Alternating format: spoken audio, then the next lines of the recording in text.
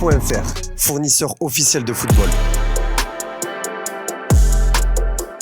Bonjour à toutes et à tous et bienvenue dans ce nouveau JT Foot Mercato. Comme vous avez pu le voir dans le teaser, c'était la grosse ambiance dans le vestiaire de nos bleus après la qualification en quart de finale. Et on en connaît un qui aimerait connaître la même joie, c'est Cristiano Ronaldo qui a d'ailleurs deux objectifs au Qatar, remporter la Coupe du Monde et trouver un nouveau club. On a presque parfois tendance à l'oublier, mais Cristiano Ronaldo est un joueur libre depuis la fin de son aventure à Manchester United. Si pour le moment le Portugais est obsédé à l'idée de remporter l'unique trophée qu'il manque à son palmarès, la question de son avenir doit quand même trotter dans un coin de sa tête. Il y a quelques jours, le quotidien espagnol Marca a dévoilé une bombe en annonçant un accord avec le club d'Al Nasser. La publication espagnole confirme aujourd'hui la tendance et affirme même que Cristiano Ronaldo jouera en Arabie Saoudite à partir du 1er janvier. Le Portugais aura accepté le contrat de 2 ans et demi du club saoudien qui va lui permettre de devenir l'athlète le mieux payé du monde. On parle ici d'un contrat de 200 millions d'euros par saison, incluant salaire et revenus publicitaires. Mais la réalité serait tout autre. Et oui, si l'intérêt d'Al Nasser est bien réel et que Cristiano Ronaldo est flatté par la proposition saoudienne, il n'a pas encore pris sa décision, loin de là. Selon nos informations, il préfère se laisser le temps de la réflexion et étudier toutes les options qui s'offrent à lui. Le quintuple Ballon d'Or n'a pas tiré un trait définitif sur une dernière pige en Europe et a toujours l'ambition de soulever de nouveau la Ligue des Champions. Si un club qualifié pour les huitièmes de finale venait toquer à sa porte, il l'étudierait avec la plus grande attention. Chelsea coche d'ailleurs toutes ses cases et ça tombe bien, la nouvelle direction des Blues envisage de passer à l'action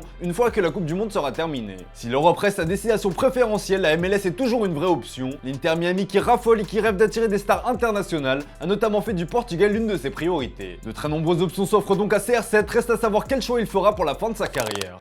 Et c'est d'ailleurs la question du jour les amis, dans quel club souhaiteriez-vous voir Cristiano Ronaldo terminer sa carrière? Comme d'habitude on attend vos avis dans les commentaires. Et justement hier la question était aussi sur CR7 mais concernant son statut de titulaire au Portugal, eh bien vous êtes assez partagé sur la question, même s'il n'est plus aussi décisif ou influent qu'auparavant, son expérience et son aura peuvent faire la différence selon vous.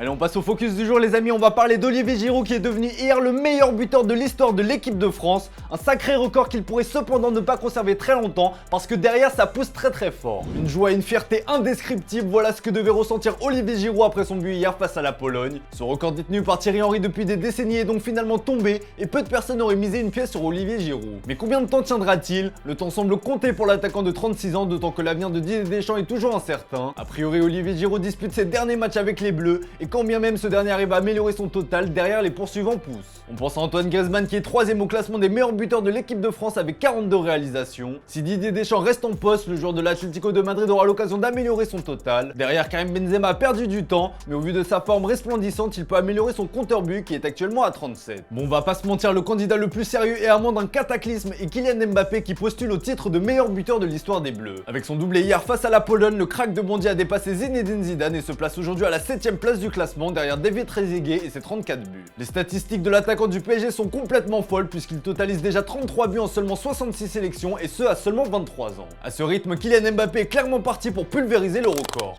Dans le reste de l'actu, on va parler d'un autre bleu qui est en très grande forme durant ce mondial, c'est Ousmane Dembélé. Avec Kylian Mbappé à gauche et Ousmane Dembélé à droite, l'équipe de France peut se réjouir d'avoir dans ses rangs deux des joueurs les plus déstabilisants pour une défense, même si le Brésil a aussi des arguments. Quoi qu'il en soit, pouvoir compter sur l'ailier du Barça qui évolue à ce niveau et dans une compétition majeure est un vrai bonheur. Depuis le feuilleton de sa prolongation l'été dernier, Dembouz semble être devenu un autre homme et c'est bien le FC Barcelone qui se frotte les mains dans cette histoire. Néanmoins, la question de son avenir va rapidement revenir sur la table car il n'a prolongé que jusqu'en 2024. Le Français a négocié des conditions avantageuses puisqu'il dispose d'une clause libératoire de 50 millions d'euros et la moitié ira à l'agent de Dembélé si un club la lève. Pour éviter un pareil scénario, les dirigeants catalans ont décidé de prendre les choses en main et souhaitent d'ores et déjà le prolonger selon nos informations. Le Barça a ainsi contacté son agent pour l'en informer.